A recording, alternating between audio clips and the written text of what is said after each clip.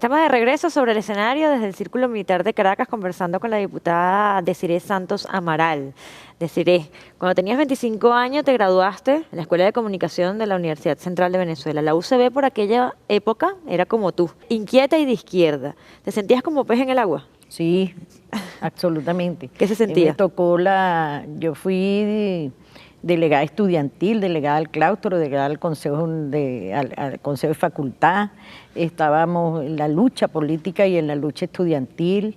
Ya yo venía del liceo también en actividades de dirigencia estudiantil. Yo venía de militar desde muy muchacha, casi desde la primaria, pues, de militar en la juventud, y estuvimos incorporándonos, ¿no?, a las actividades estudiantiles y de políticas en la universidad. Sobre todo me tocó una época maravillosa porque fueron los años 60, 60 y pico, 68, yo ingresé al 68 y en el 68, imagínate, entonces fue toda la época de la renovación, fui muy activista de la renovación universitaria, de todo ese proceso de la universidad, y bueno, claro, fueron unos años muy hermosos, de verdad, fue unos años de una lucha tenaz, fuerte y honrada, y muy honesta, pero de mucha represión. Claro. Hay una anécdota bastante interesante cuando trabajaste en el diario Punto sobre una entrevista que le hiciste a un mendigo. ¿Tú la recuerdas? Sí, claro. ¿Qué experiencia te dejó esa entrevista? Fue muy bonita porque era un mendigo que estaba entre las esquinas de Puerto Nuevo y Puerto Escondido, donde estaba la antigua sede del Nacional. Okay. Y entonces yo le pregunté si él quería que yo le entrevistara al mendigo y me dijo que sí. Y entonces yo me senté con él donde él estaba y entonces, bueno, fue demasiado bella. Fue una entrevista que me dejó recuerdos imborrables, porque además me dio una lección de vida. Yo, entre las preguntas que le hice, le pregunté que qué pensaba él que era la vida. Y él me dijo, la vida es vivir y dejar vivir. Y yo le pregunté, ¿y usted cumple con eso? Y él me preguntó, ¿y tú crees que esto es vida? Wow. Eso a mí me impactó mucho y yo siempre lo recuerdo. Y a los 2 días se murió. Wow.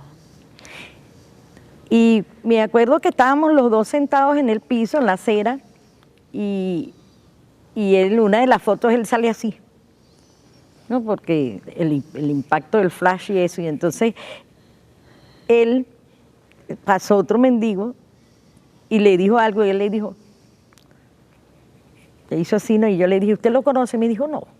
Y entonces el otro le dijo, ay, te vas a ser importante porque estás entrevistando. A mí me encantaba, porque ese era una Caracas de mucha pobreza. Claro. Y de mucho dolor. Y de gente muy dulce que estaba ahí en las calles. Y generalmente yo los entrevistaba, les buscaba el porqué. Y casi todos eran porque los había dejado el amor de su vida. Ay, Dios. Y se habían echado al abandono. Y a mí me daba una tristeza tan grande. Pero él me dio mucho más porque a los 2 días, entonces me llamaron un periodista del Nacional, se te murió tu mendigo. Ay, chica. A mí me dio un dolor, entonces bueno, nosotros hicimos para ayudarlo, o sea, que lo enterraran, pues. Pero me dejó mucha la enseñanza sobre todo de vida, no se importa lo humilde que se sea, ni en las condiciones en que se esté, pero no se pierde la dignidad. Así es, ciertamente. Vamos a cambiar un poquito el tema y quiero preguntarte, ¿no? Hoy en día en Venezuela se ha avanzado mucho en la mujer, pero durante la cuarta no era así. Tú tenías una columna que se llamaba Discutamos. Cuéntame de esa columna, ¿qué hablabas ahí? Bueno, esa columna lo hacíamos Marinel Hernández y yo, y después ella se fue del periódico y me quedé yo con la columna. Pero era abordar todo lo que era la temática de la mujer y sobre todo los derechos que se vulneraban, pues. Tanto fue así, ese trabajo fue tan bueno que resulta que terminaste siendo la primera mujer o la primera voz femenina en Radio Rumbos, la radio Sí, más sí. popular de nuestra historia. ¿Cómo fue esa experiencia? ¿Qué significó ser la primera voz femenina de Radio Rumbos? Bueno, para mí, de verdad, fue una experiencia extraordinaria, porque para mí, yo le tenía miedo.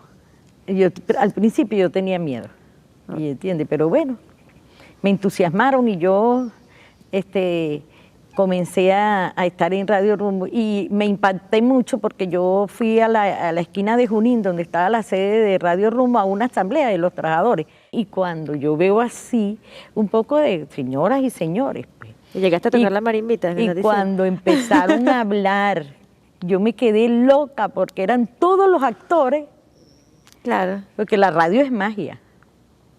La radio tú te imaginas. claro. La radio tiene la magia de que uno se imagina al que está hablando. Así es. Deciré, tú tienes muchas hermanas, como bien me comentaste, hermanas de mamá y papá, hermanas de la vida, Que primas. la vida, Iris Valera, por ejemplo, es hermana de mi Iris vida. Valera. Iris.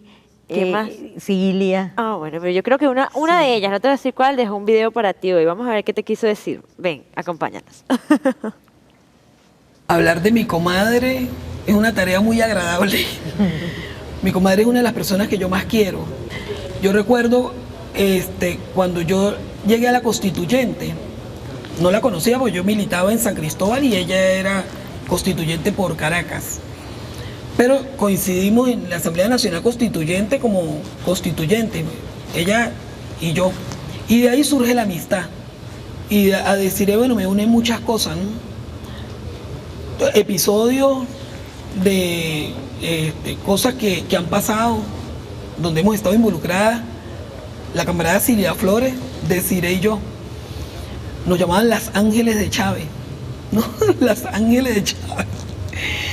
Y recuerdo que un día, bueno, cuando nos dieron el golpe de Estado, fue Desiree la que me rescató, porque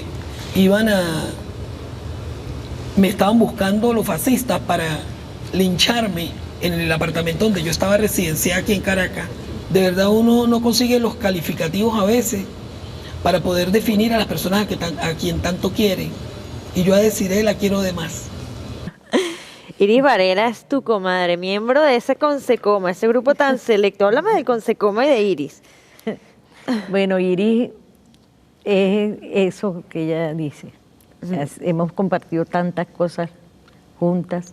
Es de esas personas que la vida te pone a tu lado y que tú más nunca vas a volver a estar en la vida sin ellas. Decir, es momento de hacer una pausa, pero antes de irnos ahí, quiero decirte que esta cajita que está aquí es un obsequio para ti. Lo vas a abrir después de que regresemos a la pausa, ¿te parece? Claro. Ya gracias. venimos con más de Sobre el Escenario con Desiree Santos Amaral.